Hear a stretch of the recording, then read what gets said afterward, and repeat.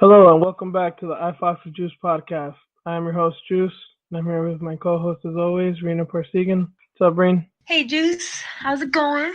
Doing all right. How are you over there? I'm good. Just been busy, but yeah, overall it's been a good week Yeah, so far. I feel you there. Same here. Yeah, we're gonna jump straight into this stuff. We got a few things to cover. We're gonna start with Fortaleza recap from last week. We're gonna preview 234, and we're gonna cover a couple of news stories. So let's start with the recap. UFC Fortaleza.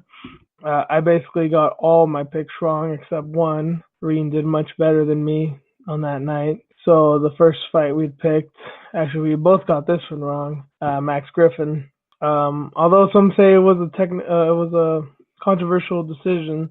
I thought Alves won. What did you think about the decision, Reen?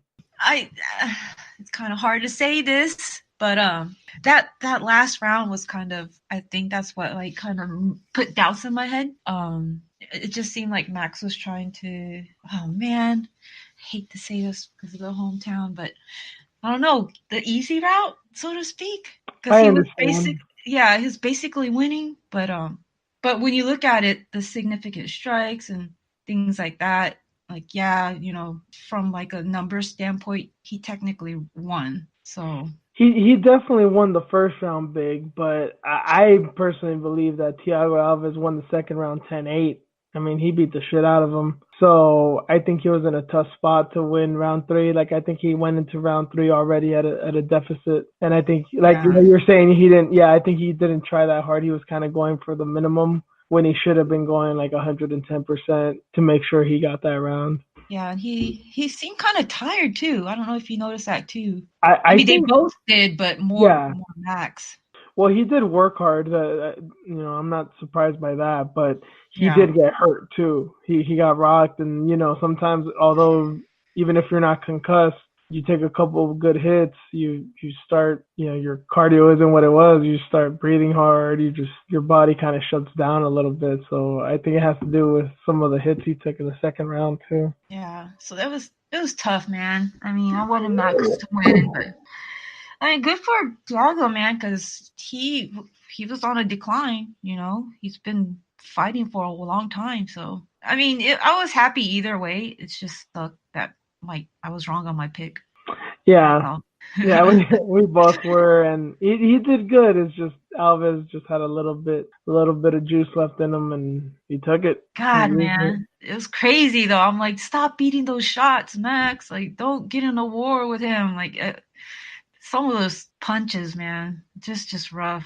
Well, it's crazy because Max hits pretty hard too. So you think it's not a good idea to get in a war like that, but you think if they did, Max should have won because he's the younger, stronger guy. But Alves still got that dog in him, man. I mean, they call him the pit bull. He Right. still fights like one sometimes. Yeah. So I was screaming at the TV when I was watching that. Yeah, it was definitely fun. Yeah, I get you there. And of course for you, the hometown boy, so I get it.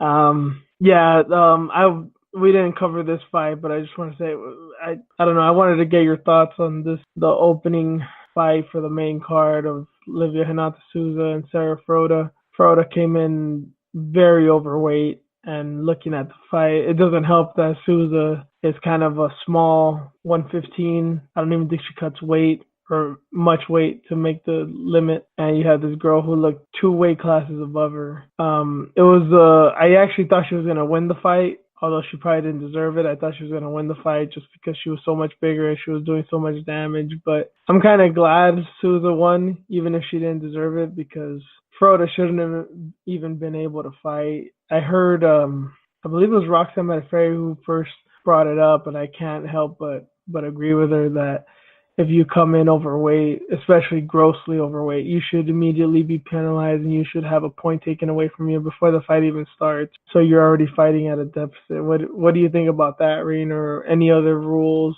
any Wow, other I like that. stipulation? Yeah, right, because it is a big advantage. I mean, unless you're hurt, in which case you probably shouldn't be fighting anyway. Yeah, that's a good idea. Then maybe more people will take their weight cut seriously or move to a different weight class. Yeah, that's the thing that I don't like when people start talking about the stuff with the weight classes. Like, oh, it's really not that big of a deal. What's the big deal about going up in weight? Especially if you're big. Like there's a couple of people who were kind of like people would always talk about Diego Sanchez and Rich Franklin back in the day. Like Rich Franklin was a little too big for 185. He'd have to cut a lot of weight, but he was too small for 205. And there's some people who are in that predicament, but it's not a lot. So I don't, and then especially with the women, unless you're a 105er, which isn't even in the UFC, I guess people like Michelle Watterson, who knows, she's a little older, she still want to go down, but 115, 125, 135, 145. I used to feel bad for women like Valerie Letourneau back in the day who had to cut 20 pounds because there was no weight classes in between, but now there's no excuse. I have no idea why this girl was ever even try to make 115. She's so big already. Yeah, it's insane, man. It was hard for me to watch that one. I kept turning away because I'm like, this isn't right. I don't want to watch it. I don't want to support this fight. So the worst part about it to me was that she's not good. Just seeing her fight, she doesn't have a lot of skill, but she was doing good solely because of her size. Right. And that's what I realized. This is not cool because Souza's a very good fighter in general, but she's a way better fighter than that girl. And the only reason that she was in there and made it close was just because of how big she was. Yeah, that's why I couldn't watch it. It's not even fair. Yeah, I get you.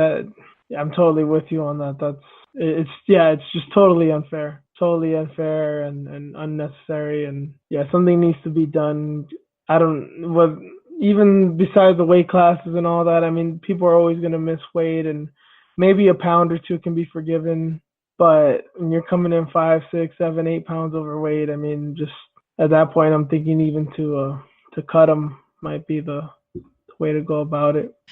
Yeah, there's something that needs to be done, especially if you're constantly missing weight too. Mackenzie Dern. Yeah, I was just thinking about her. That's why I said it. But right. Mm-hmm. Ironically, another Brazilian. Yeah. A much prettier Brazilian, but a Brazilian nonetheless. Well, a half Brazilian. But yeah, something needs to be done, man. Yeah, just for the exactly those people, the constant weight missers. That's just so unprofessional and so inappropriate. Yeah. Mm-hmm. Yeah, but well, good for Souza. At least she won, whether deservedly or not. Taking on a woman that much bigger than you, that's a win of it in itself. So, moving on, Johnny Walker. Man, this guy. I don't remember the last time I laughed so much.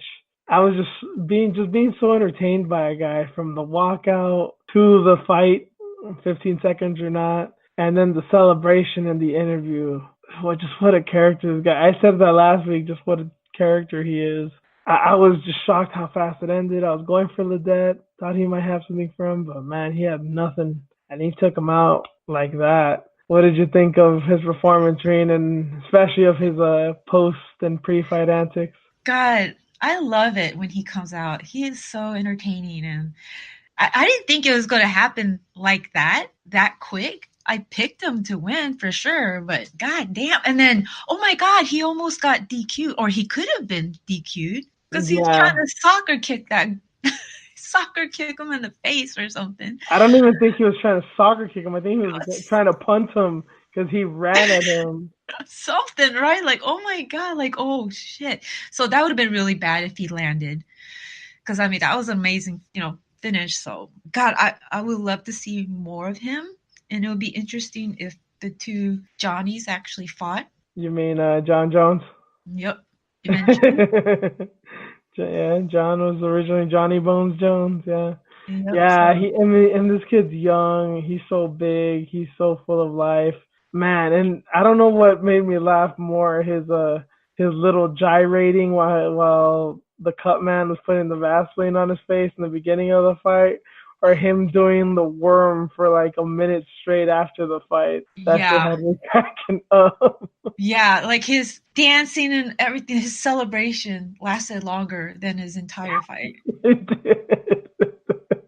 So he put more work into his celebration than the actual fight. So good for him. Yeah, so I was so entertained. I did not think I could be so entertained by a 15-second fight. But man, and I will say, on the fighting side, yeah, he went a little overboard. Yeah, he almost got himself disqualified. He could have had a Greg Hardy situation if that kick had landed. But even crazier than that failed attempt of that soccer kick, those ground and pound punches where he was like bringing his fist down from like the ceiling of the arena into Ledette's face. Jesus Christ, that was so terrifying. I think I tweeted after that. I was like, he was hammering those fists like if he was trying to hammer Jesus to the cross, man. Like he was fucking pounding that shit in. Oh my god, that's right. All of the jokes. He flattened what they say? A flat earther or earther? Oh yes, I forgot. And then I think it was like the day after we did the show last week. I found out that Ledette's a flat earther. I was like, God damn it! I never would have chosen had I known that. Oh, it's so funny, man. Yeah, that I was cracking up. I had no idea either, but I'm like, oh, okay, I get it now. He deserves it. Yeah, I'm like, like Ronda Rousey, you deserve it. Oh, dang. Oh, hilarious. We will never forget Ronda. Even now, we will bring you into this. But moving along, so next fight was Charles Oliveira and David Taymor. Great fight. Unfortunate eye poke. Really bad eye poke, actually. And I've now seen that Taymor has a habit of this. He's like a little John Jones in this. He tends to have a lot of eye pokes in most of his fights. And Oliveira wasn't having none of that shit. He got pissed right away, and it might have happened one other time. He was not taking it lightly. Yeah, he was not taking it lightly, and he made him pay. Yeah, didn't it happen like 2 or 3 times? Because it got stopped so many times. I'm like, is this fight going to continue at all? Like, is this going to stop Oliveira's momentum?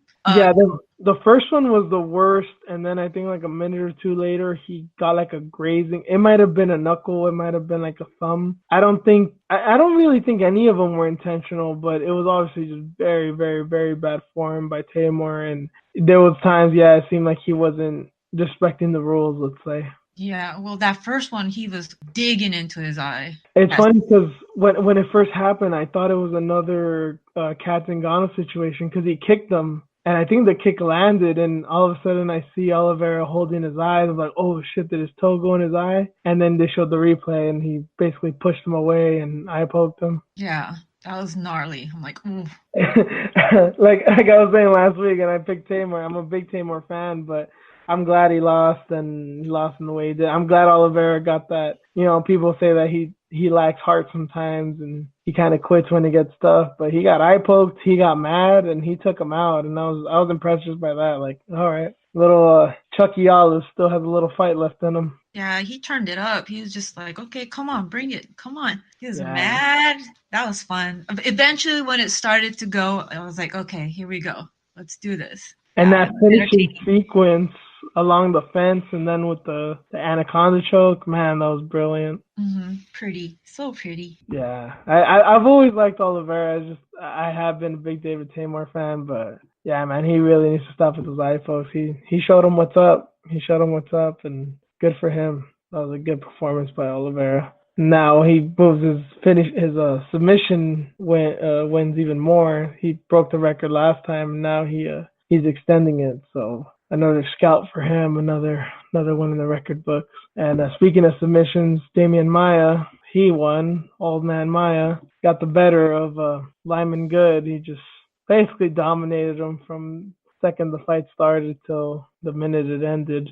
Just typical Maia, got the back, sunk the choke in. I really don't know what more to add to that. Seriously, like, as soon as he locked in that body triangle, I'm like, that's it. He's not going to let go. He's going to just keep on going. You cannot get that man off of you. Maybe I was being too optimistic, or just because I picked Lyman that I was like, oh, he can. I didn't like his chances, but I was like, oh, he could find his way out. You know, Maia's not who he once was. Maybe he's got a little tired and he can take his legs off and push him off. But nah, that's dad strength, and that's still 40 years of jiu-jitsu on you. Right. Good luck trying to catch up. Yeah, he had that body triangle. I mean, Good was trying to fight the hands, and Maia was just, taking his time, just riding his back, and just did what he had to do, like he always does. So, yeah, old man strength. Yeah, and it was just interesting because we know that Maia can do that for 3 rounds. He's done it a few times where he just gets on your back and just stays on you like a backpack. So when I saw him go up, I'm like, well, might just be 3 more rounds of this. But if Good gets lucky, he can come out and he charges at him. Maybe he drops him with a big punch and he can finish it in the second or third round if he catches him off guard. But Maia's a very patient guy. And even though he was being very patient in this fight, he still got a first round submission. So I was like, damn. Lyman Good's a veteran, but he still schooled him. He schooled him like the sensei does to the student, and I was very impressed. I was pretty happy for Maya actually. Yeah. I'm so glad he's back in the win column. But I mean, what's really next for him? Hopefully not another wrestler. It's a little hard to know because I mean I think everyone's kind of cast aside his title aspirations. So now it's like you want to say that there's like a money fight for him, but who? I mean, he's gonna take on like the winner of Lawler and Askren? You know, like that doesn't sound like a good idea. Yeah. Yeah. I That'll don't be know. rough. You know, actually, who I'd like to see, and I don't think he has anything booked up. I guess it'll just be a fun fight. I'd like to see him and Chiesa. You know, Chiesa just beat Condit. Looks like he's gonna stay at welterweight. They're basically both grapplers, and although Chiesa doesn't have the black belt level of Maya, he did submit Benio Dariush back in the day, which nobody saw coming. So I think, you know, especially his fight with Condit, the way they were going down the floor, I think that'll be a fun match. Yeah, that would be, huh? I would like to see that one. It also seems like one of the few fights that makes sense. Right. Everything else for Maya is just like, oh, he'll beat him, he'll knock him out bad, and Chiesa's he's not that dangerous of a style matchup. Yeah. Yeah, that would be interesting for sure. Yeah. I wouldn't mind watching that. I don't want him to be matched up with Robbie or Ben or Colby or. And it's good because if Chiesa wins that fight, it'll propel him up the rankings. And if he beats him, it shouldn't be like a bad beating that we're all like, oh, we don't want to see that again. Probably just, it'll be incredible if he submits him, but if they just like out wrestle each other and he just gets like dominant positions, like similar to Jake Shields or whatever, then it may be kind of boring, but at least we won't feel bad about it. Right. We won't see a 41-year-old man get beat up. Yeah. So that sounds like a good fight. Kind of came up with it on the fly, but seems to make sense. Hopefully someone's listening. Co-main event, Aldo. Man, I don't know if we can say he's back or he never left, but this wasn't even championship Aldo. This was WEC 23-year-old Jose Aldo. He looked phenomenal, man. I think Moicano was a little starstruck. I think he gave him a little bit too much respect, but too much respect or not, props to Aldo for just showing the young buck what's up, man. That was an ass whooping and a half. He got his, and it was a brutal stoppage too. Dude, I picked Moicano. I had no idea it was going to be like that. Like, that was amazing. I still have no words on his performance, really. Like, Jesus, where did that come from?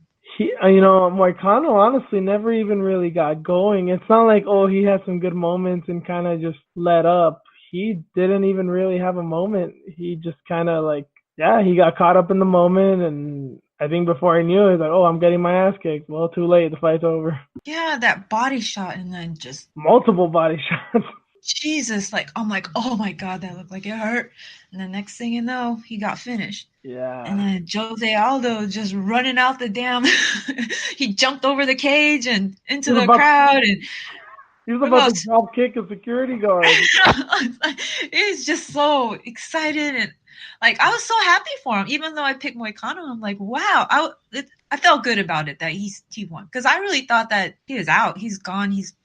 His mental game is out the door, and we're not going to see that, Jose Aldo world beater, You know what? I'm starting to think that maybe it's a mental thing, or maybe it is just because he's at this juncture in his career. But I don't know. I think the 3 rounds has something to do with it. He knocked out Jeremy Stevens in the first round, took out Moicano in the second, both brutally. I think he's just letting his shots go now. He's not conserving his energy. He's fighting more aggressively because he's like, well, if I get tired, I may only have to fight 1 round tired, as opposed to it being a 5-round fight you would get tired 2.5 rounds in. Good luck trying to keep it up. So I think he has been conserving his energy for most of his UFC career because he wanted to be ready for 5 rounds. But now he probably just doesn't give a fuck, or he knows that he can go 3 rounds hard, so he's just letting them fly now. But Well, whatever it is, I like it. me too, and I wouldn't mind him getting matched up with Connor again or Brian Ortega, but I don't think Brian Ortega wants that smoke, man. I don't think he's ready. Yeah, I mean, I think Ortega's the fight that makes most sense. McGregor will never fight Aldo again. It makes no sense. You know, if DC doesn't want to fight Stipe, if Nunes is kind of hesitant about fighting Cyborg again, why would Conor do it? You know, it's not in their best interest. I'd love to see it, but I just don't think it's possible. Yeah, it won't be in his best interest at all. He's gonna get his ass whooped. You think so? Even now, I'm not saying Yeah. this is. I'm not saying this is a Conor 13 seconds. He's the best, but I still think even now, even after the Khabib fight and everything, I still think he's a bad matchup for him. Maybe it's just me, or maybe people are just shitting on Conor too much, but I still think he's got something left. With everything that's going on with Connor, I don't know. Baby, And baby then mama drama. that, and then the whole cocaine drama. I guess he's enjoying that too much, maybe. Certain things that are happening behind the scenes, like I don't think he's ready for this Aldo. Like Aldo, he's here, he's back. He wants to whoop some ass before he like rides off into the sunset. I don't know. Here's another thing with Aldo is like technically you can say that we saw this version of Aldo against Conor because why else would he gun at him with a lead power left hook? You know, that's the whole thing that led to his demise. That he got countered, that he got that left hook countered and got knocked out. But I genuinely think he hates McGregor. I think I'm sorry, I think Aldo hates Conor the way that Joe Frazier hated Ali. Like, I think he feels like he ruined his life. He's a piece of shit. He doesn't understand why people love him. There's a lot of similarities between Ali and Frazier, and I think Aldo is the Frazier to Connor's Ali. But unfortunately, I think it's only going to be one fight. I don't think they're going to have 3 matches, although they probably should because if they fought 3 times, I'm sure Aldo would have won at least one of them. I just think he's just too wrapped up in his emotions. I don't think he could fight clearly fighting a guy like Conor, especially after losing to him. He's just gonna have that chip on his shoulder, like, man, I gotta knock this motherfucker out. He embarrassed me in front of the whole world. Yeah, that's a possibility too. Yeah, 13 seconds, and the scene that we had to see after that too. Yeah, that's heavy, man. Oh, and the locker room. Yeah, with him crying with his team. Someone brought up a good point. I know this is kind of old history now, but I hadn't realized this till this person brought it up. That was like leaked footage that nobody really was meant to see, and yeah, it was kind of cruel. But then someone brought it up after Conor lost to Khabib. There was no the thrill and the agony. There was no leaked footage of Conor after the fight. Maybe it's because of the almost riot and the fight and the brawl and stuff afterwards. But you know, Conor probably felt similarly in his locker room, but we never saw that footage. White privilege. Sorry, did I say that? Irish privilege. Oh, sorry, Irish privilege. The golden goose privilege. Yeah, gotta protect the asset. Yeah. Yeah, it's unfortunate, but it would be nice to see, not because like the schadenfreude of McGregor. I just want to see him suffer, but just to see, like, we're all human. He had a bad night. Aldo had a bad night. It happens to everybody. You know? Yeah, it would be nice to see both sides, right? Yeah. Come on, man. For sure. It's the fight game. You gotta show it, but you know they gotta protect their golden boys. So that is life. And well, moving on to the main event, Marlon Moraes gets a first round guillotine win over Rafael Sunsao. It was starting to look kind of similar to the first fight, feeling out, you know, tit for tat, measuring, gauging each other, and then towards the halfway into the round, they start going for it, and then Moraes lands these 2 monster right hands that drop a Sunsao, which is really ironic because that's the 2 punches that hurt him in the first fight. At the end of the first round, a Sunsao threw 2 right hands that kind of wobbled Moraes, he used those same punches, ended up dropping a Sun Tzu, and then got a beautiful guillotine. People forget that Moraes is also a legit black belt, and he ended up submitting another legit black belt in the Sun Tzu. He ends up calling DJ after the fight, basically because Bisping forced him to. But I love this call out of TJ, excuse me, saying that he needs to come up and fight the big boys, not the little boys, and the whole deal. But he just did to a Sun Tzu what TJ couldn't do to him in 2 fights. TJ lost to a Sun Tzu once and took him to decision the second time. But I don't know, Rina, are you with me with Marlon Moraes, 2019 champion? Yeah, that was an amazing fight. And then he was sick. Did you know that? the diarrhea thing. Yeah, he was sick. He could have pulled out. I mean, that was a little bit too much information, but you know what? I know it sounds hilarious and everything, but that could be really serious, especially in Brazil. I mean, that is, it's rainforest and shit. Those, you know how those mosquitoes can be deadly. It could have been like dengue fever and shit or malaria. You never know. Right, and then he had to go through a weight cut, and he was going through all that. So I mean, that's pretty amazing that he was able to finish him this time around. So hats off to that guy. And then I love that he's like, I don't know if you're worthy enough to fight me, TJ. Yeah, he said you like, embarrassed the weight class. Like, damn. Yeah, like you're fighting little guys, so clowning on him. So wonder what's gonna happen. He's getting called out, TJ doesn't really back down from a call out. And then to add to that, it sounds like Cejudo's been talking lately. It seems like Dana's adamant that he wants Cejudo to move up to fight TJ again. So I don't know if that means that the flyweight division really is over, or he just wants to see the fight again. But if that's the case, looks like Moraes might have to wait. But if he does, it's like, well, can he fight? Because who else does he need to beat? He beat everybody, all the good guys. Yeah, I don't know what's going on because I guess Dustin Ortiz recently got cut. I think that's what they were saying earlier in the week, and then they just had the conference for this fight coming up tomorrow on Saturday. I guess Henry got a text from John Moraga that he got cut. That's the one that I heard, John Moraga. I didn't hear about Ortiz, but if that's the case, man, that's rough. He's been on a good win streak.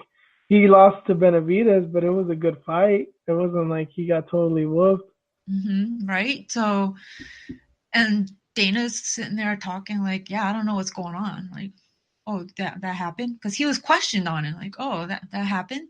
Like, people are getting cut, man. Like, what's going on with the division? So, I mean, more than likely, we probably will see a rematch. So, that would suck. I don't really want to see it. It's going to hold up the division again.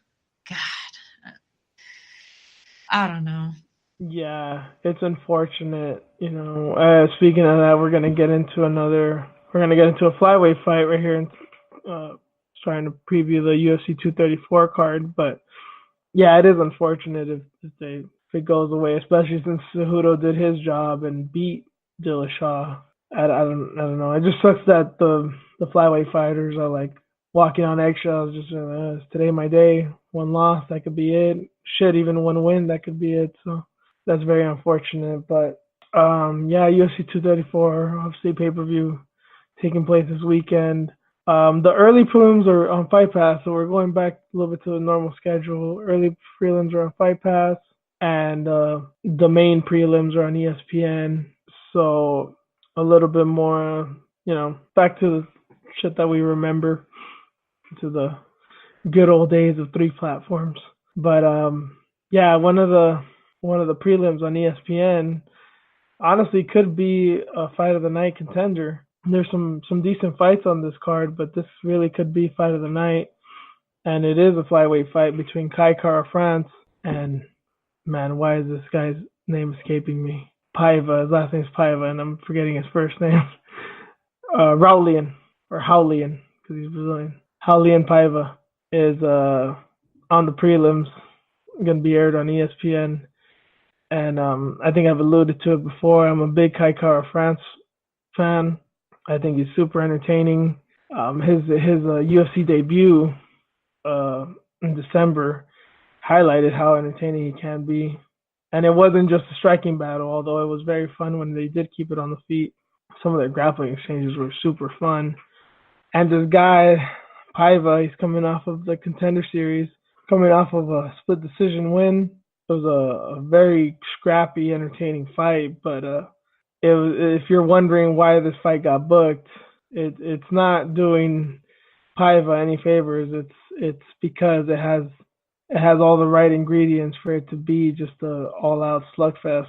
I have a feeling though that I saw Paiva in the Contender Series. He's very tough, but Kai Kara France is scary with his power sometimes. I don't know if he's able to withstand it. What do you think on this one, Reen? I think Kai's too fast, too powerful. His output is way too much, I think, for Paiva. I don't think Paiva will be able to last that long. I think we're probably going to see a first round knockout.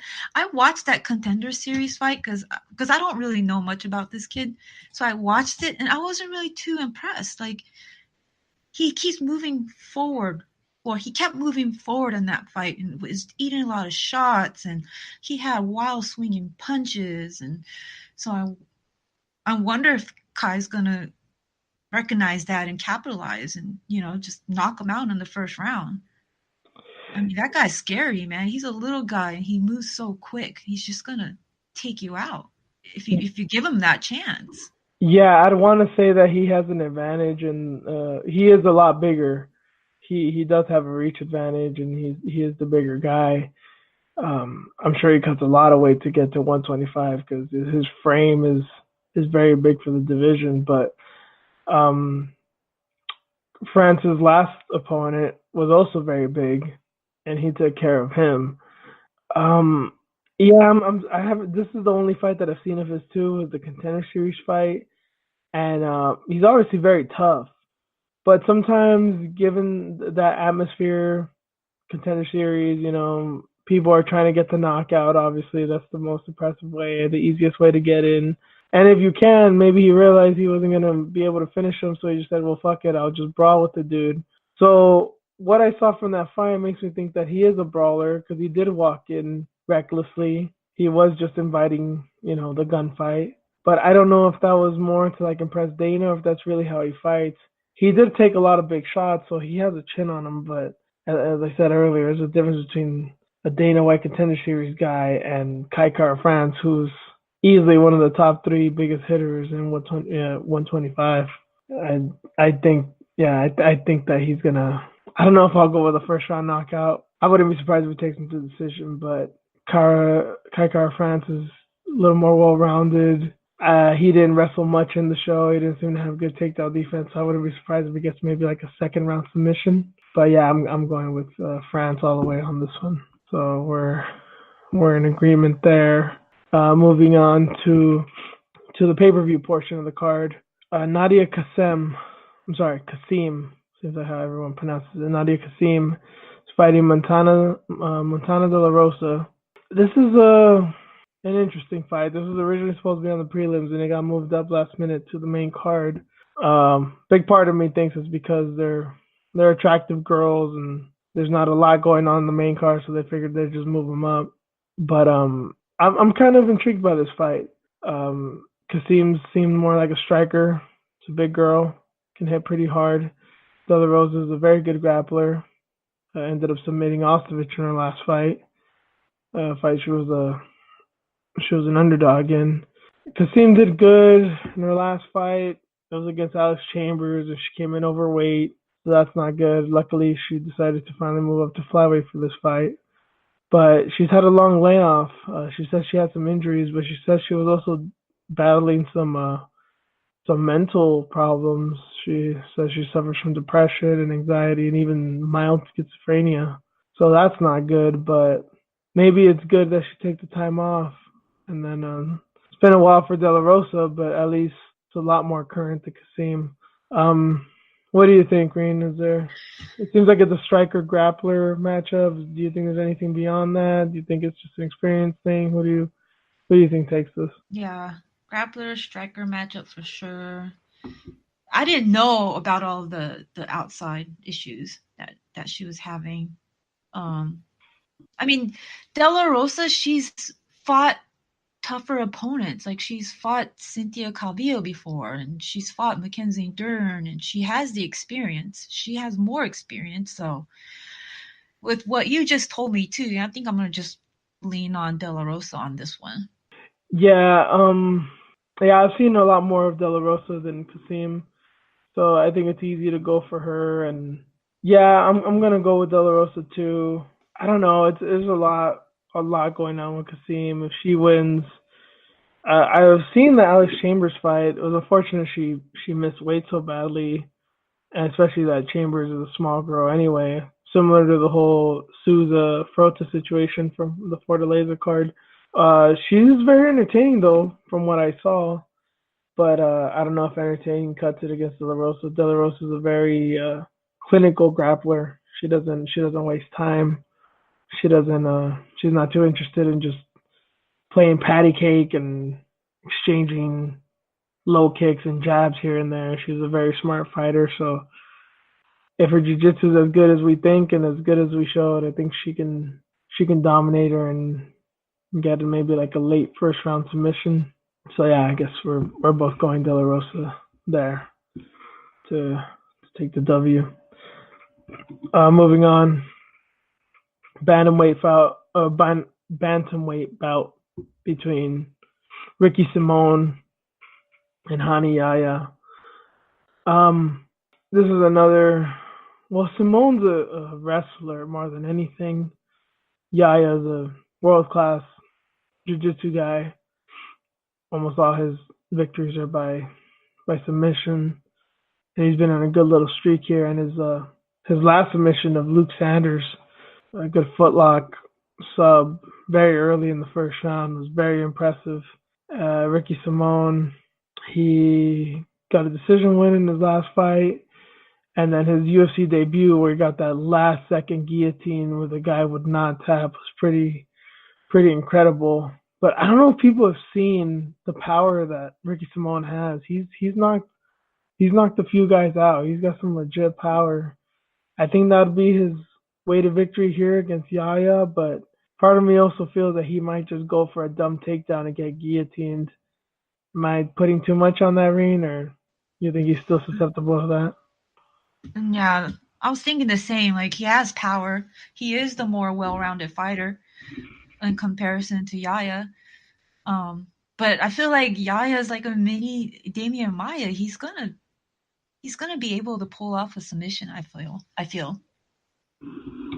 He's a crafty fighter. He's dangerous. He's been in the cage a lot longer. He's had more fights than 26-year-old Simone. He's got the experience. So I think I'm gonna have to go with Yaya for the win on this one. Man, I was going into this about to pick Simone, but although his hands are good, I haven't seen enough to think that he can win exclusive boxing match. I feel that his wrestling is too big a part in his game that he's not going to be able to not use it. So I think by default, yeah, I might have to go with Yaya too. I think even if he's winning 2 or 3 rounds, he's gonna either take him down or he's gonna slip or maybe even get knocked down. Or even if he knocks Yaya down, if he's not quick with it, he could get armbarred, he could get triangled. Yeah, I think I'm just gonna go with Yaya too. He's been on a good little streak, which has been rare in his UFC career, so I think he can keep it going. I like Ricky Simone, but Saturday may not be his night. So yeah, I'm gonna have to go with you on that one too. Moving on, co-main event time. This card's not too great, but the main and co-main are stellar. And Anderson Silva versus Israel Adesanya. I don't know how that's not one of the most intriguing fights that has been booked in quite a long time. Adesanya is the overwhelming favorite, but I don't know. Anderson Silva. I don't think we've had a good representation of Anderson Silva in the past few years. His last one was technically against Derek Brunson, going on 2 years now, in a fight that a lot of people thought he lost. If you want to talk about his last legit win, we might have to talk about Stephan Bonner all the way back in 2012. But I don't know. I don't want to give Anderson. I want to say that Anderson has a chance. If Anderson Silva wins against Israel Adesanya, I think the roof will blow off the stadium there in Melbourne. But Israel's just so damn good. What I find most fascinating about him is that he's a kickboxer first and foremost. Took all this time to finally get into MMA, but he fights like a world class kickboxer in the cage. Even guys like Melvin Manhoff and Joe Schilling, Cole Kansaki, they haven't been able to pull it off the way that Israel does. I think it's going to be a bad night for Anderson. You see anything different, Reen? Unless Silva front kicks him in the face, I mean, I don't see how this is gonna end well for Silva. He's 43. Like you said, his last real solid win was back in 2012. This is gonna be a tough fight, man. I mean, Israel has had almost 100 fights or over 100 fights. He's done boxing, kickboxing. Now he's in MMA. He's beaten people with just his stand up alone. Takedown defense is amazing. It's going to be a fun fight, but I think it's going to be a bad night for Silva. I'm actually looking forward to this fight, even though it's a 43-year-old Silva. Now, if it was Anderson in his prime, then I wouldn't know which way to go. But now that we're here, this is a 43-year-old Anderson Silva, dick pill issues, the injuries, the layoffs. Yeah, we got to go with the young buck, man. The torch is going to be passed on tomorrow, Saturday night. I keep saying tomorrow, Saturday night. So talking about dick pills, I forgot that he was basically the originator of that. I know John Jones has always claimed to love and respect Anderson Silva very much, and if that's the case, especially given his issues, he should probably just sign Anderson Silva a check monthly for the rest of his life. Or, hey, thank you for coming up with that great excuse. It's basically saved my career. The blue vial. He didn't know what it was, but he still took it. Cialis-like. It's a Cialis-like substance in a blue vial. Yeah. Okay, man. Thai dick pills. Yes. I don't know if the Thais can be trusted any more than the American dick pills. Or the Chinese dick pills. Who the hell knows? Yeah. God, that hearing was awful. But yeah, anyways. I'm still so jealous you got to see it. It sucks that you can't go back and see him. You think Fight Pass was an archive, but I didn't see it when it happened, and I can never go back and see him now. Yeah. Shake my head with that one. I'm like, he's sitting there trying to explain it too, and I'm like, why are you letting this man talk? Just stop. Like, don't talk about the vial anyway. The blue substance. Like, don't do it. But yeah. Blame it on the dick pills. Trying to make the missus happy, and shit happens. I remember getting a little sidetracked, but just that. I remember when it first happened, I was like, I thought it was pathetic and sad and funny. But part of me was also like, I gave him props because I was like, well, you know what? That's actually a good excuse. I don't believe it. I don't think it's a legit excuse, but you're like, well, please feel bad for me. My dick don't work, so I had no choice but to take these pills from a questionable friend. My pee-pee don't work no more. Yep. Yeah, that's basically what he told the commission, and he thought it would work, and I guess it worked for John Jones. So in the end, Anderson might have won that battle, but yeah, I don't think he was gonna win this one. Nope. My only question is, Israel doesn't seem afraid or starstruck or anything by Anderson. I think he's gonna treat him like any other opponent. My only question is he gonna want to either show off or give Anderson Silva enough respect to where he's gonna kind of coast him to a decision? Not by any means take it easy on him, but just do enough to win the rounds and not really embarrass him? Or is he just gonna, just outclass him from pillar to post? Or is he gonna knock him out in the first round? I really can't choose which one.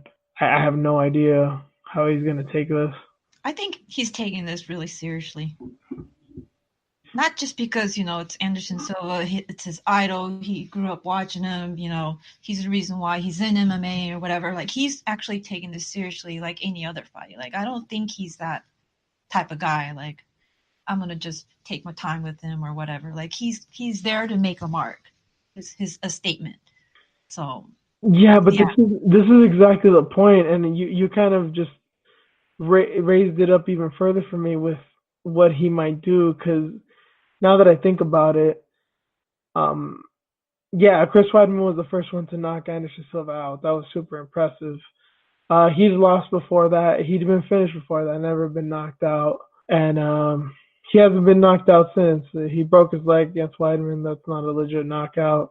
He got dropped by Bisping, but never knocked out. He took a couple good shots from Brunson, never fell, and then he got just wrestle fucked to death by DC. I'm starting to think, and I mean not just in the UFC. I think in his career, I don't think Anderson Silva has ever been outclassed. I mean, even like his worst loss, like Rio Chonin, he was beating the shit out of him, and then he just got flying scissor heel hooked out of nowhere. I mean, it was incredible, but that's the equivalent of like you just got caught with a lucky punch type thing, almost. At least the grappling equivalent of it. But I want to know if I really do think Israel thinks highly of himself and he really wants to send a statement. Weidman knocked him out in the second round, knocked him out cold.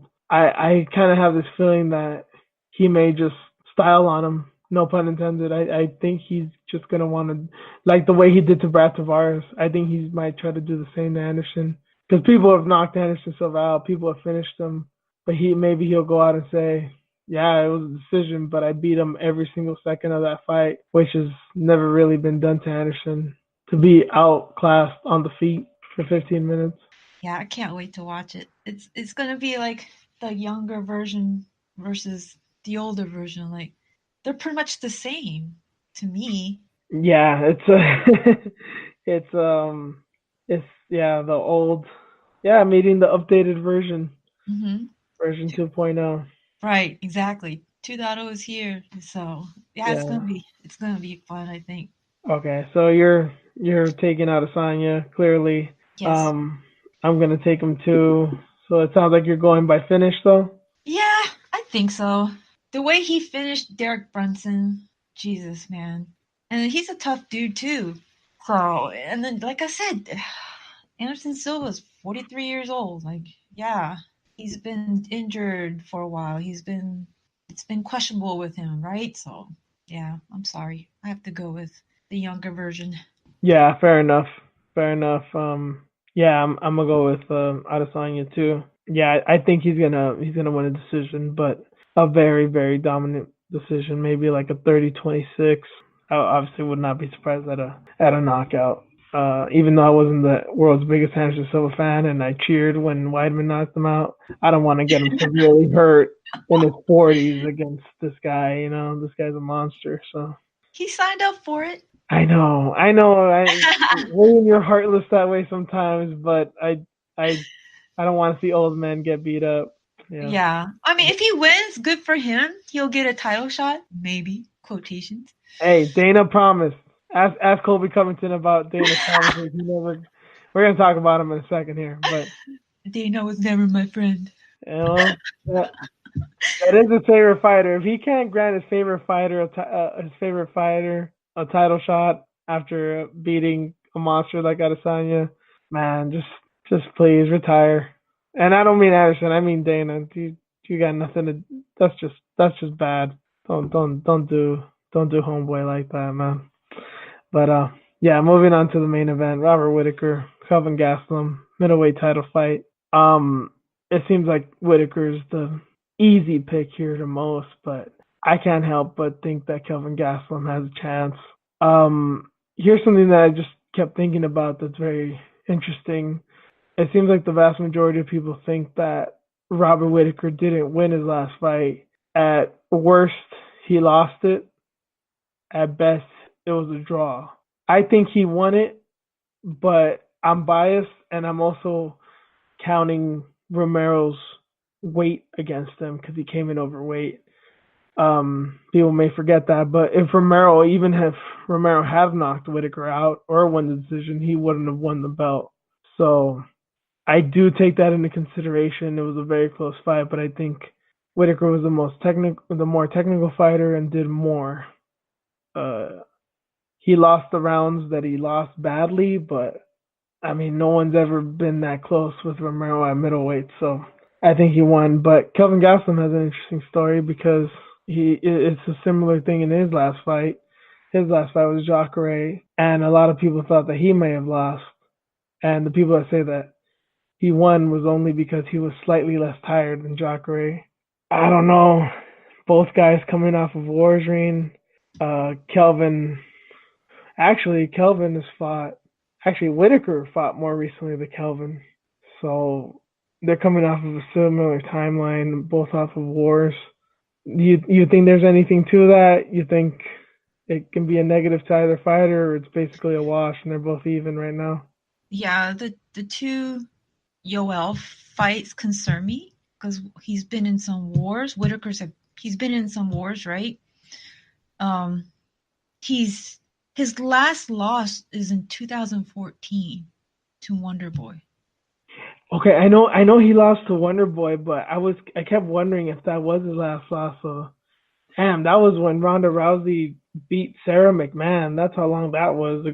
Damn, Yeah, a it's been long a time while. ago. Yes. Yeah, so he's won Performance of the Night bonuses over Jacare and Derek Brunson. So he's been on a tear fighting monsters. And then there's Kelvin. His body of work is a little bit more questionable in comparison to Whitaker. But he's promising a first round KO. I mean, it's possible because Whitaker's been out for a while. Like I said, he's been in wars, and it just seems like he always gets hurt when he's in the cage because he just wants to beat the shit out of you, right? He'll break his hand or whatever, something happens with him. So anything can happen, but I'm still going to lean towards Whitaker. Yeah, he's also fought Yoel Romero twice. People don't even want to fight that dude once. He fought him twice in a row, back to back, year after year. So Yeah. even he said, I think one of his quotes earlier in the week was, "I'm just glad not to be fighting a monster like Romero again." Yeah, right. Kelvin's dangerous, no doubt, in his own ways, but although he has power, I don't think he could hit as hard as Romero. He's definitely not going to be doing flying knees across the octagon and slamming them into oblivion. So I get it. Here's the other thing that I feel that Gastelum has a chance. I believe it's his only 5-round fight that he's had in the UFC. He lost to Neil Magny. Some people scored it a draw. Some people thought he won that fight. So similar to Romero and Whitaker, it was a very close fight. And the thing is, he won the last 3 rounds on most people's scorecards. He was getting his ass kicked in the beginning, but he came back strong in the later rounds. And that's exactly what happened to Whitaker with Romero in his last fight. So I'm starting to wonder if he may take a similar approach. He's saying first round knockout. I want to say that Gaslam's not that foolish to just go balls out in the first round. It may just be something to throw Whitaker off, or maybe he really believes it. But I don't know. Maybe that might suit him. Do you think he'd risk something like that, Reen, to give away the first couple of rounds and come back strong, given that that's what he saw against Romero and given that he knows he can do it like he did before? I mean, if he's saying that, man, and I think he knows what Whitaker is capable of, you can't just sit there and wait. No, man. I think he really wants to get this first round KO. He really wants that belt, so I don't think he's just gonna hang back and wait and see what he does. You really can't with Whitaker.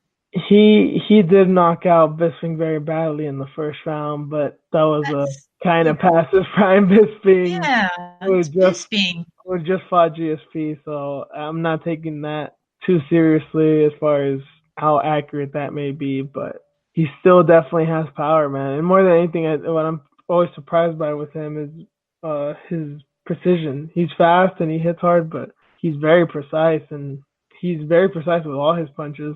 He can throw a straight punch just as good as he could throw an uppercut, just as good as he could throw a hook. So it's gonna be Yeah. interesting. It's gonna be very interesting. Yeah, I'm gonna go with Whitaker. I'm just saying all this stuff not because I think Gaston's gonna win, but I think he has a chance, and I think people are selling him short, and I really don't understand why. So those are my reasons of why I think he has a chance. But Whitaker, I think, is the truth, and I think he's gonna be champion for a little while longer. Yeah, I think so too. And I know I'm laughing. I just wonder if he's gonna make weight and certain things, but yeah, It's middle. it's just so sketchy with Kelvin, man.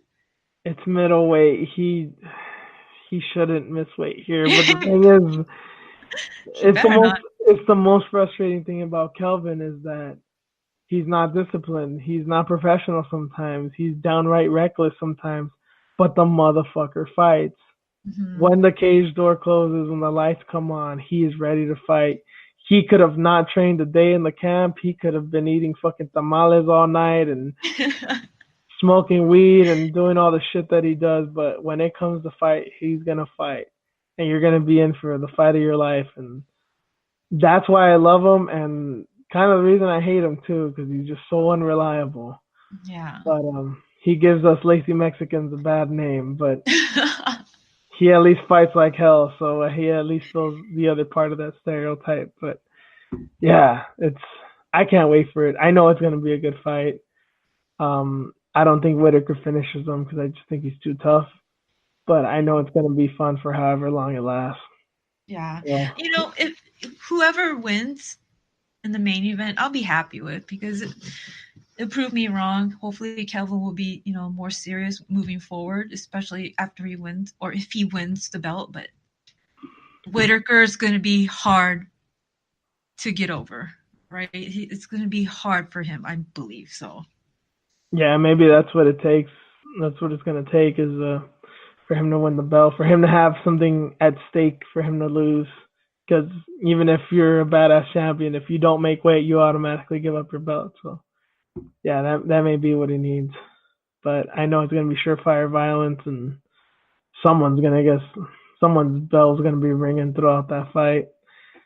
Uh, yeah. Speaking of bells ringing, though, unfortunate aspect of the sport, but it's the reality, is brain damage. And article just came out the other day. Speaking of Vanderlei Silva, and he was saying that he's suffering concussion-like symptoms.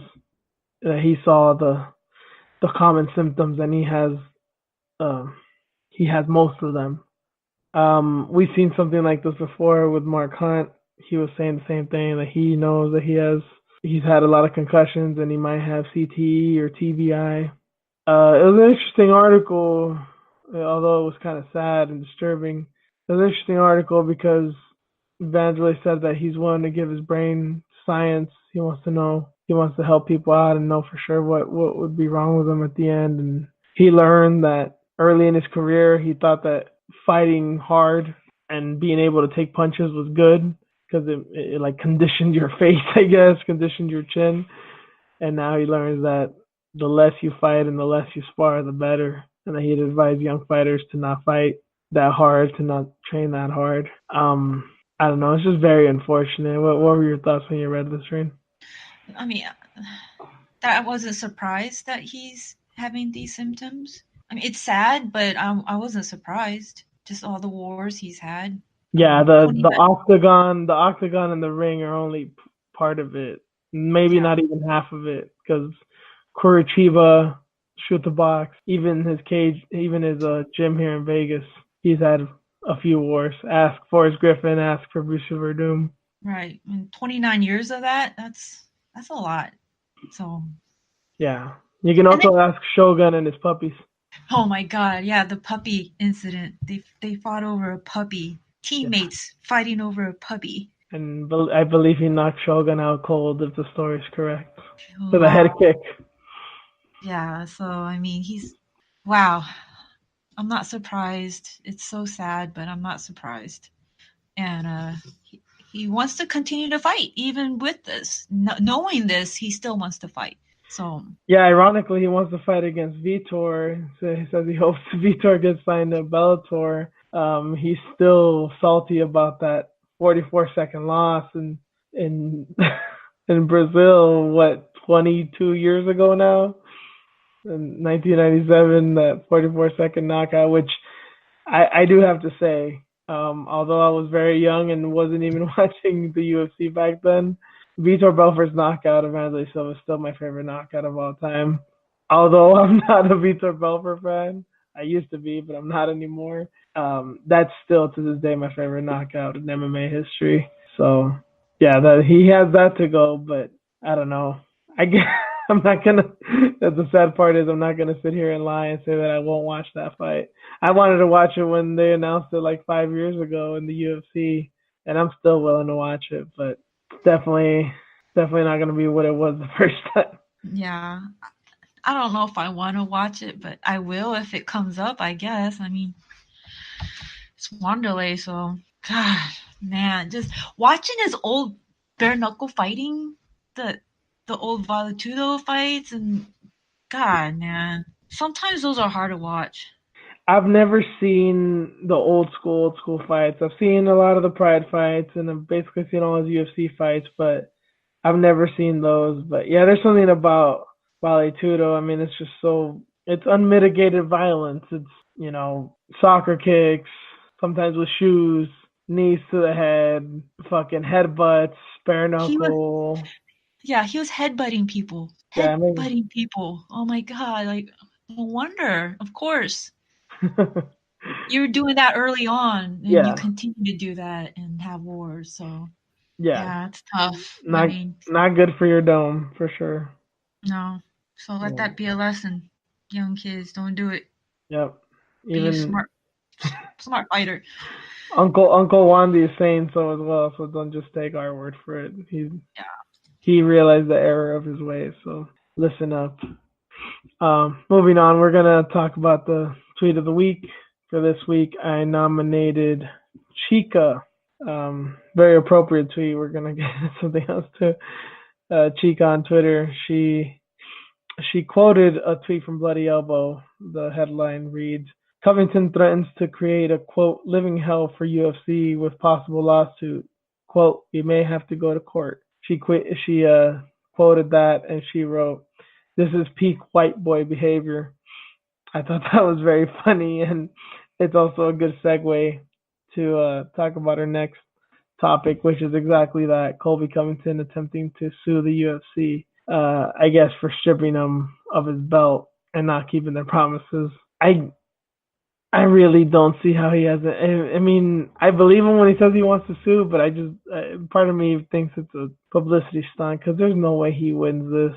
And I'm not even just saying this because the UFC's powerful and they have lawyers and connections and stuff. It's just like I don't know. I'm just thinking about it in the most basic terms. Like you hear it all the time at work. Oh, my boss was promising me a raise and a promotion, and sometimes those don't come. And I've never heard anybody successfully suing somebody for that because your promotion or your raise didn't come through. That's basically in a nutshell what this problem is, and I don't see any way how he wins this. Am I just looking at it too simplistically? No, man. Like he didn't get it in writing, so there's no way he's gonna win this at all. Hell no. Get Yeah. it in writing, man. Get it in writing. With like anything else, get it in writing. So yeah, I think it's a joke. I mean, he's sitting over here saying, "Yeah, I was the only fighter that went to the White House." Well, bitch, you're the only one that wanted to go to the White House. Nobody wants to go to the White House. All right, it's just shut up and sit down. Take a seat. You Yeah, know. that was way more for Colby than it was for for Trump. Like it's supposed to be an honor for the athlete to meet the president. I understand that, but it's also the president wants to meet the athlete. Hey, these are the guys that won the Super Bowl. These are the guys that won the NBA championship. Like that's interesting going both ways traditionally. I don't think, although Trump I know is a fight fan, I don't think he has any idea who Covington was. He just saw him. He saw the MAGA ads. Oh, cool, UFC fighter with a belt, and he likes me. I like this guy too. No idea who he is, but I like that he wears my hat. I think that's all Yeah, that went. exactly. Just PR move. Here, take a picture. Cool. Have a nice day. So I mean, I guess whatever he's doing, it's gonna work. Hopefully in his favor. Maybe he might get released. I don't know. They might make him take fights. Who knows? But I mean, he's doing well with this whole like pro wrestling antic he got going on. So hopefully, if he gets like released, yeah, he can go in that direction. But I mean, if you piss Dana White off the way he is, he might even be like blackballed in the wrestling world. So I mean, he just needs to be careful. I mean, if this is real, then he needs to be careful, man. Do you think it's even going well for him? This whole shtick of his, this whole angle. Jesus, man, no, all that bullshit is so hard to watch with the girls, the videos The he totally has. non-paid strippers and porn stars that he hires. Yeah, it's it's cringeworthy, but it ain't gonna work out for him. I mean, come on, man. Mark Hunt, did it work out for him? He tried to Well, sue the UFC. that's still ongoing, I believe. And then Is there's it? yeah, I believe so. And this isn't, and given all the lawyers and stuff, motions to dismiss and to, Mm-hmm. get things adjudicated and all that type of stuff. But then even the whole class action lawsuit against the UFC is still going on. Who the hell knows when that's gonna get figured out, if it ever does. Yeah, Yeah, he's not seeing this through. I mean, you're gonna have to fight sooner or later, unless you have a big old Conor McGregor sized, pile of money that you can just rest on, or have a good side job. I don't think he's aware that he's gonna get stuck in this position for a while. So yeah, and he's claiming that he's the biggest draw in the welterweight division. Well, you might be because everybody wants to see you get destroyed. yeah, I mean, he may actually have a point there because people just don't care about welterweights. I mean, GSP's gone. Those days are over. GSP fought, everybody watched. Tyron, nobody's watching, and his rap career isn't gonna gather any new fans too. So God, that I was don't know what is more cringy now that I think about it, Tyron's rapping or Colby's shtick. God, that was rapping. God. You know what's funny is like we've seen those videos of him freestyling and stuff, and he did all right. But once you're going all out with it, it's it was just the most generic, boring, baseless shit.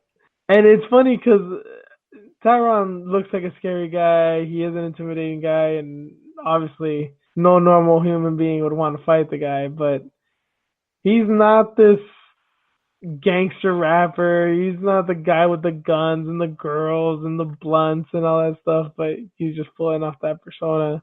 And I've always disliked that in rap in general. When you're not hood and you try to be hood.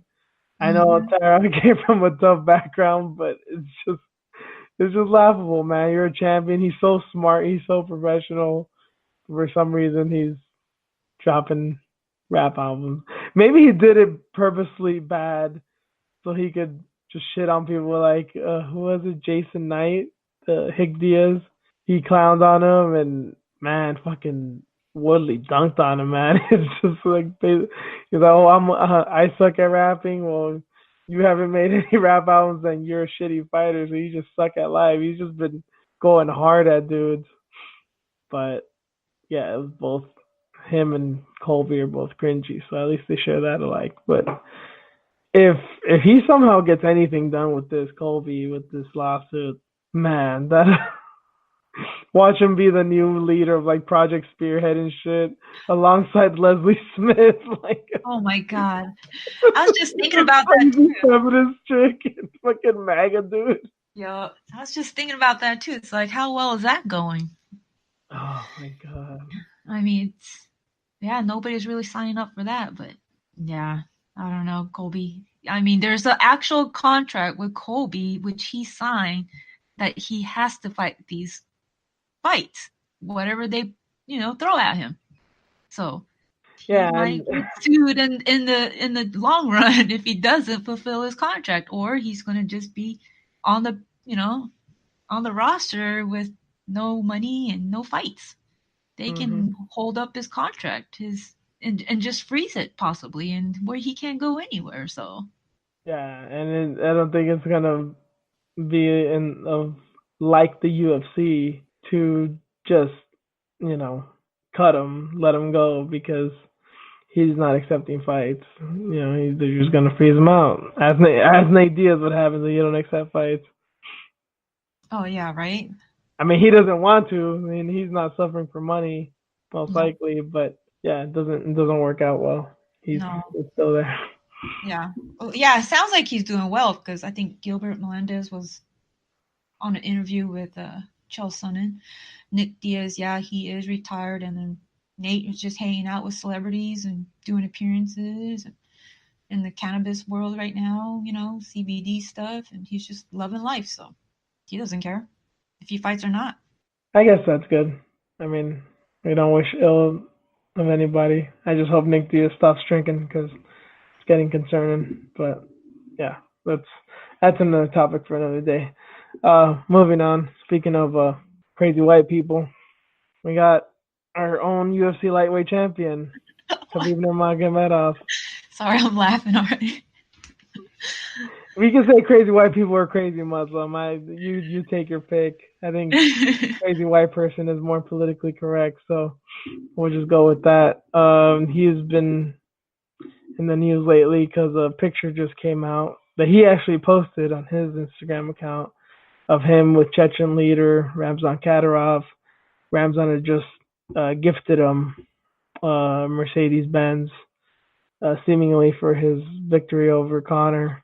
And I don't know how much of the MMA community is aware of this Kadyrov guy. There's been news of him for a while, but yeah, in case you don't know, Ramzan Kadyrov's a terrible human being.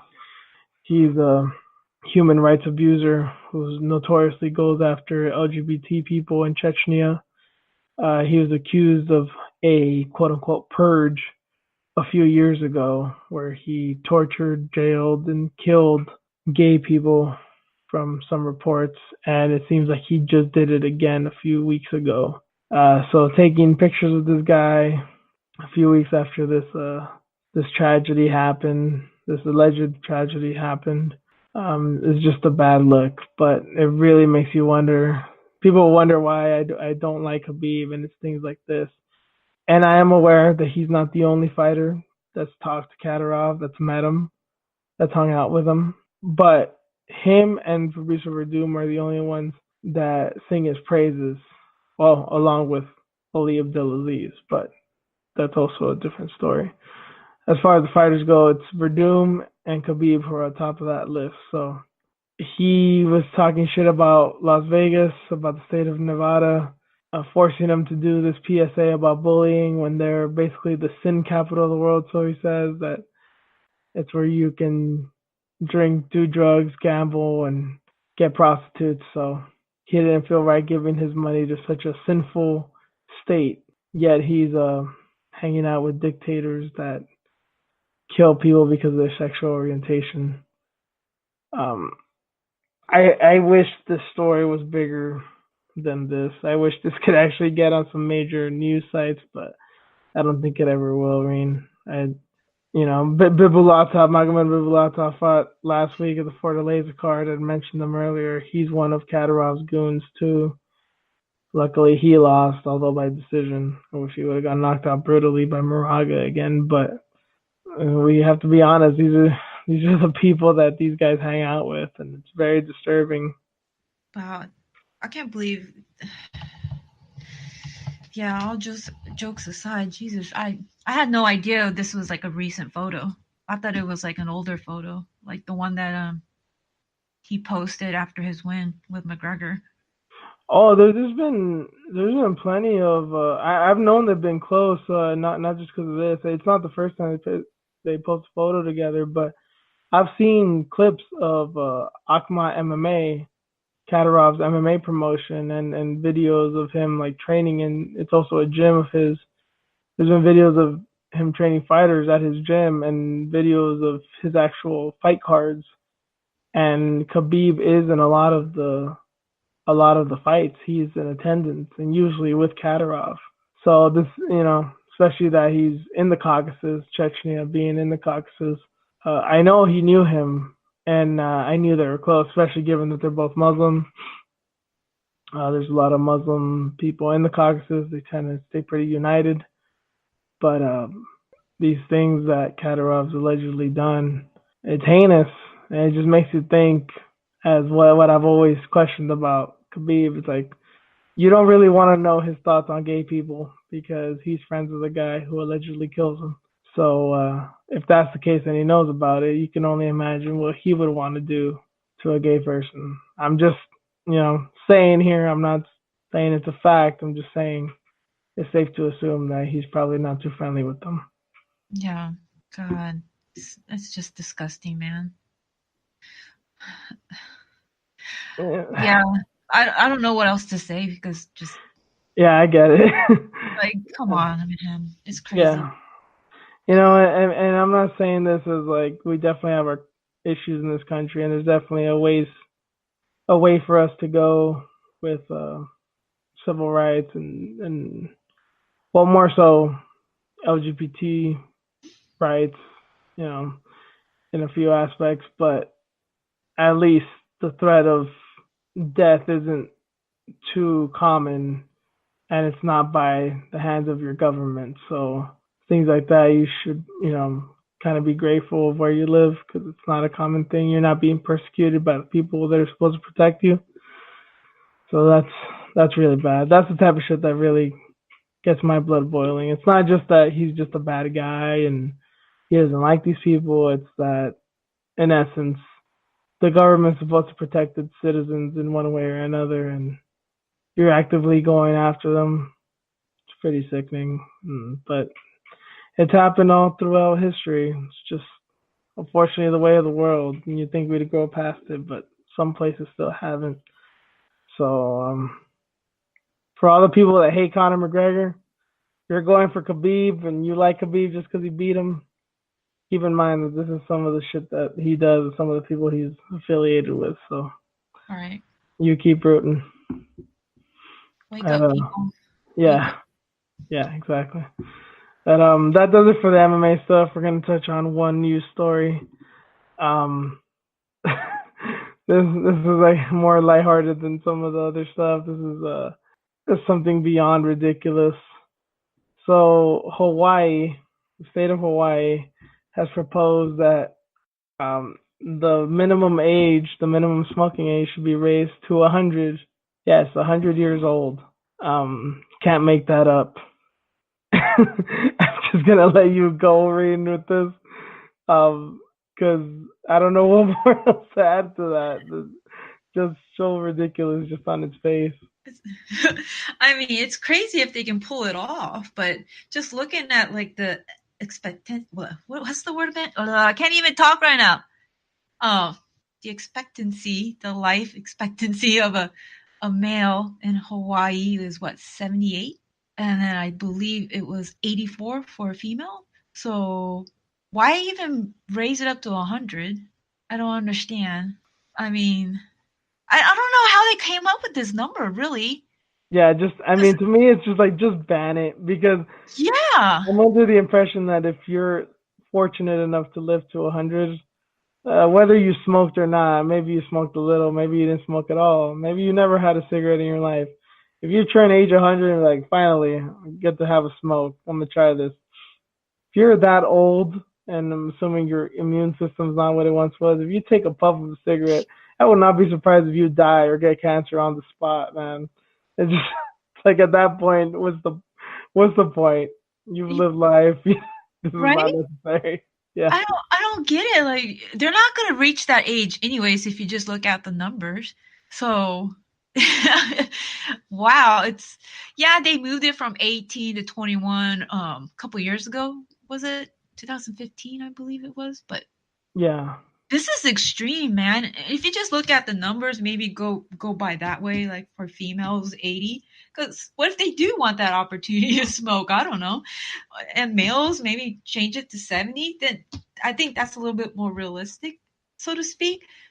But it's just weird to me, man. And it looks like they're trying to do it in phases, right? Like 30 and 40, and then eventually get to this. But it just makes me wonder, if they can pull this off, what else can they pull off?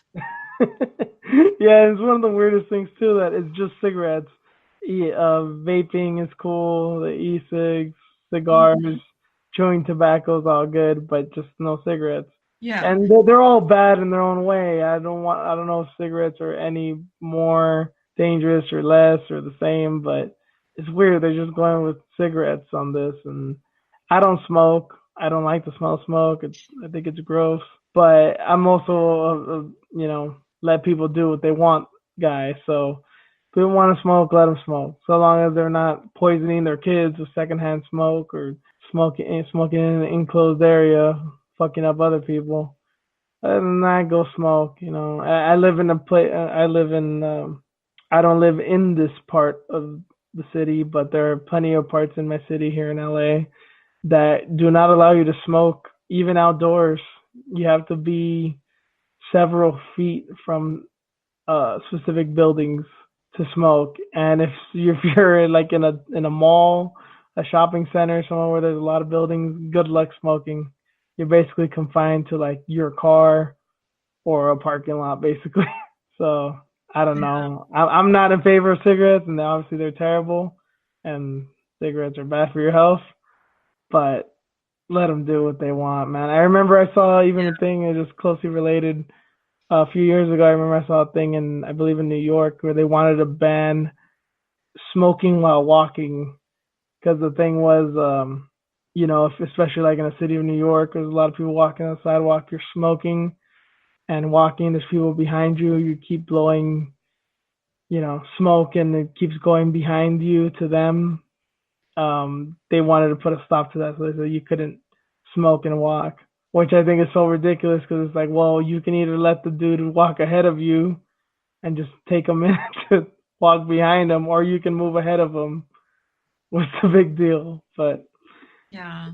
it's the I most don't know, ridiculous man. thing.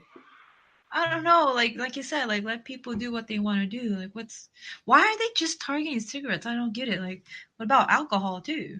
Yeah, and I don't smoke, but I do love to drink, and I've never heard anybody doing alcohol. I know that's not the case for some people. I have hurt myself doing alcohol and doing stupid shit, but yeah, I mean, I've never smoked marijuana either, but I'm in favor of weed legalization because it's way less dangerous than alcohol. So if I can do what I want with how dangerous it is, why can't people do stuff that they want, which is less dangerous? And cigarettes, I think, are kind of pointless and they're bad. They're bad for your health, but fuck it, let them do it. If they're only hurting themselves, let them fucking do it, man. Right? And if they want to regulate it somehow, then why don't they just tax the shit out of it? I guess because if at least in my part of town, cigarettes are like 8.70 right now, and people are still buying. So I think they just kind of gave up hope. I think cigarettes can be $30 a pack, and people will still buy them. So Well, then they should let them, and then whatever state they're in will just definitely take advantage, or you know, they could use that money to do something else. But damn, like if they want to pay for it, let them, take that money and run, man. But to completely stop it, or at least find places, like you said, regulate it somehow. Do you have to only smoke in this section or this section? I just don't understand. It's supposed to be paradise, and then you're regulating certain things like smoking. Yeah, it's bad for your health. I understand what they're trying to do, but still, like people should be able to do what they want to do, point blank. So I don't get it, man. I mean, if I was in Hawaii, shit, I wouldn't smoke at all. You know what I mean? It's paradise. yeah, I'll probably be out surfing all the time. I ain't got time to be doing that. But I mean, if you gotta have it, you gotta have it, I guess. And if you gotta have it, and if you know people that will buy it, then just tax the shit out of it and see what happens, and yeah, reap the rewards if they do. yeah. Now that I think about it, to make it full circle, the UFC card this weekend's in Australia, and I've always thought their approach to cigarettes has been the most interesting because their thing, they've gotten here in the States bigger labels like smoking kills, smoking causes cancer, a big label in the front. Well, in Australia, they have pictures of like an emphysema lung, a smoker's heart, like X-rays of a smoker's teeth, like just these terrible pictures on the cigarettes, and it's like the vast majority of the box. Like you can't not see it. So it's just showing you like, okay, you want to buy cigarettes? This is what awaits you. So What? yeah, they do that. I don't know if you knew that, but that is true. I was thinking about the fight card and stuff earlier, and I was like, wait, in Australia, they put these giant pictures of smoker's lung and heart and teeth and tongue and all that. Yeah, they put these giant pictures on the cigarettes, and they seem to have lower rates than here too. So yeah, maybe that works. Putting it Dang. in your face like that is pretty gross. Right? So it's on the box when you Yeah, buy it? Oh so my you God. buy a pack Wow. of camels and you see this fucking emphysema heart and shit. Dang, they should do that then. Keep it Yeah, real. Like, if you're gonna buy this, check this out. Oh yeah, and then we're gonna tax you too. yeah. So there's ways around it, but I don't know. Hawaii is fucking crazy. We live in California. We've done some crazy shit here, so it's good to know that us and Florida aren't the only crazy states in America. So way to go, Hawaii. Keep it going. We need more crazy states on board. But but that's gonna do it for us. You can find me on Twitter at juice_MMA, Rina at Fox with you, Twitter account for the show at iFoxTheJuice. You can find us almost anywhere: Spreaker, iTunes, Google Play Podcast, Spotify, Stitcher, Podcast Republic, SoundCloud. Write us a review on iTunes. That tends to help. Subscribe, like us, retweet us, do the whole thing, people. We appreciate anything you guys do for us. We just do it for the love of whoever's listening out there. So any love back is greatly appreciated. But that'll be it for tonight. Enjoy the fights, and we'll catch you all next week. Later. See you guys.